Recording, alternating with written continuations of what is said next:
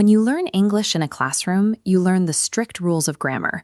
But when you step into a real-world coffee shop or social setting, those rigid textbook phrases often fall flat.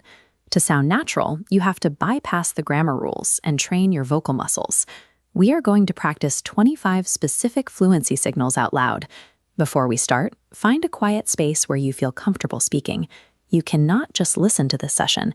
You need to use your voice. This diagram shows how we will practice. When you see the ear icon, listen closely to my rhythm. When it toggles to the microphone and the countdown bar starts, repeat the phrase exactly as you heard it. Memorizing vocabulary only gets you so far. Matching the rhythm and intonation out loud is what physically transforms how others perceive your competence. You are training your muscles to move at the speed of natural conversation. Most conversations start at work or in casual social settings. Native speakers rarely use formal greetings. Instead, they rely on relaxed, rhythm-based openers. This diagram shows how a natural opener is structured. In casual greetings, one specific word carries the vocal stress. Listen, then speak. Hey, how's your day going?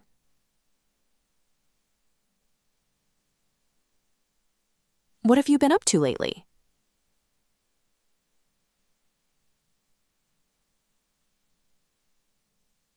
Once the conversation starts, you need to show the other person you are actively listening. That requires vocal emotional engagement. Your reactions need to match the energy of the speaker. Look at this line graph tracking vocal pitch. Pushing your pitch upward signals genuine surprise. Let's practice. No way, really?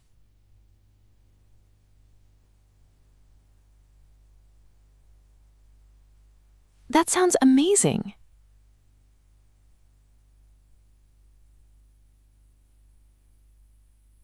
By hitting the right stress on your openers and lifting your pitch on your reactions, you transition from a passive listener into an active, engaging participant. Eventually, a conversation needs to move to a new subject. Doing this without sounding abrupt is one of the hardest parts of social English. The tool you need here is a discourse marker. Discourse markers are short linguistic bridges that let you execute a smooth, relaxed topic shift. Deliver these with a smooth, relaxed tone. By the way, that reminds me.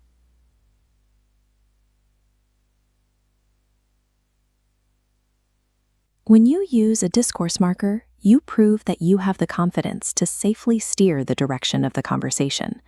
As interactions continue, especially in a cozy dinner setting like this one, you eventually have to move past surface-level small talk.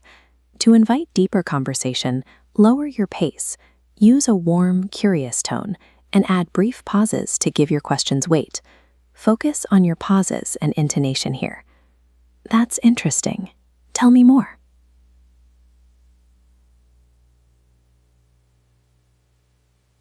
How did you get into that?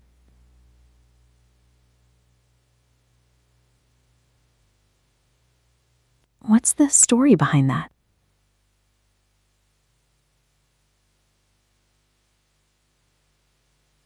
Now we reach the phase that causes the most anxiety for language learners, ending the conversation without causing offense. A successful exit requires a polite, friendly closing tone. Your voice should sound appreciative, not rushed. Watch the clock dial as we practice these graceful exits. Hit the stressed words. Anyway, I won't keep you.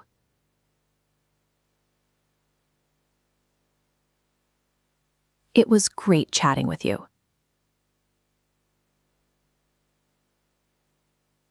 Leaving a conversation smoothly protects the rapport you've built during the interaction. It ensures the dialogue concludes with the same warmth it began with. Here are all 25 of the fluency signals mapped out on this board. They are organized by their exact chronological function in the conversation lifecycle: openers, reactions, shifts, depth, and endings. If you spoke those phrases out loud today, you have taken the physical steps required to train your vocal rhythm. But completing the session once is just an introduction. To convert these phrases into automatic, unconscious habits, you have to repeat this shadowing process daily. Bookmark this session and practice it every day. Once you have these social signals down, join me for our next episode, where we will apply these exact principles to commanding confidence in business meetings. Mastering human rhythm and active engagement allows you to connect across cultures, regardless of how complex your grammar is. You aren't just reciting words, you are participating in a shared experience.